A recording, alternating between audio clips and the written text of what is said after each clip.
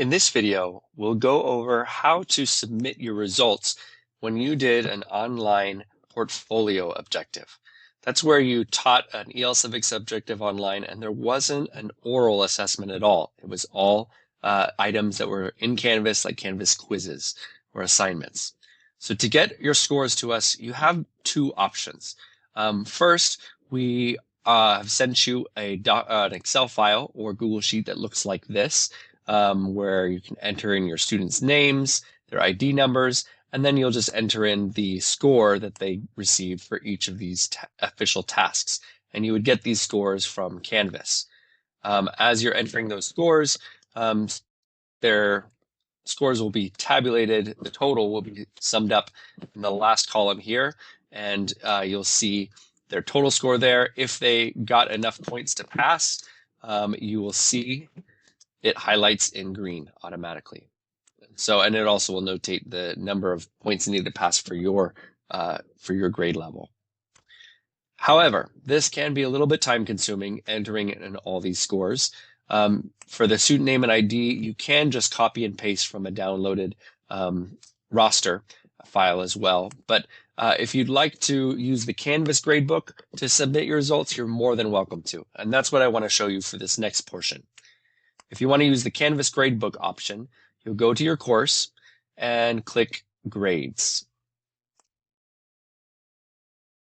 Here you'll see all the grades for your course, which will have a lot more than we need for EL Civics. We only need the official tasks.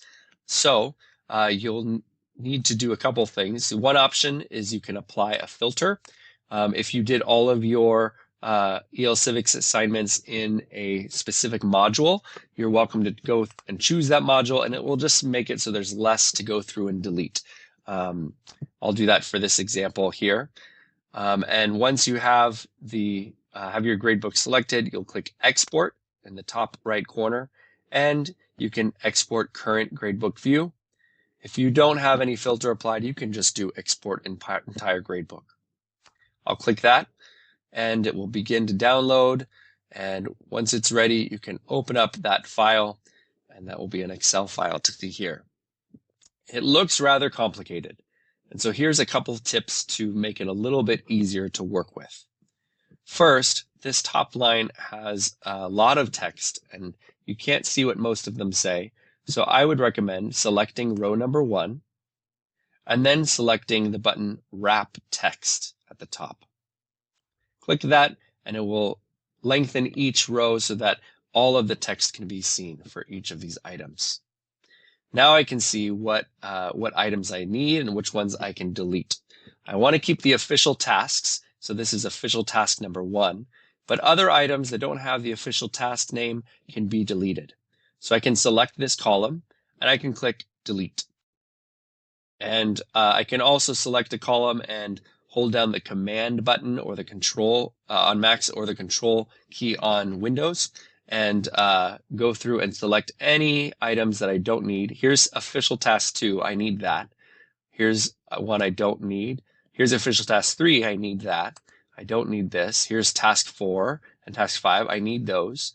And now everything else, all these other assignments and totals, everything can all be deleted. So at the end, all we need is to make sure we have the student names and IDs. IDs are actually right here. And then the official tasks. We're almost done, but not quite. We need to add a total score column here. So we'll go total score. And now we need to add up the sum of all these. Instead of having to do the math yourself, I recommend selecting the first total score button and clicking the auto sum button up here, the formula. And it should automatically create a formula that's adding up all of these highlighted cells. You want to make sure that in here that highlighted is a row going across of all the student scores, and that it doesn't include anything like the ID number, or else they'll have a very misleading total score. Once you have this selected and you're making sure that it's good, you can press the Enter key, and you'll see the total score pop up here. Now, select this little corner of the box where your cursor turns into a cross and pull this down until all of the students, every row, each student in each row is included, and you'll let go and it will automatically fill in this formula. So any scores that are entered in here will automatically sum up on this in this column. You're welcome to submit this Excel file as is, just email it to us. However, if you want to be able to see who passed and didn't pass at just a glance by changing the color, let me show you how to do that as well. Select the total scores column and then choose conditional formatting. You'll choose highlight cell rules and you'll choose greater than. And now you'll choose what is the number that you want to highlight greater than. So for advanced, the total score would be 47 or above is passing. So we would want to highlight anything higher than 46, because 47 is a passing score. And you can choose how you want to fill this in.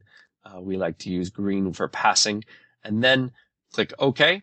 And now any of these scores that is a passing score is automatically highlighted in green. So it's easy to see which students you might want to give a certificate to or recognize.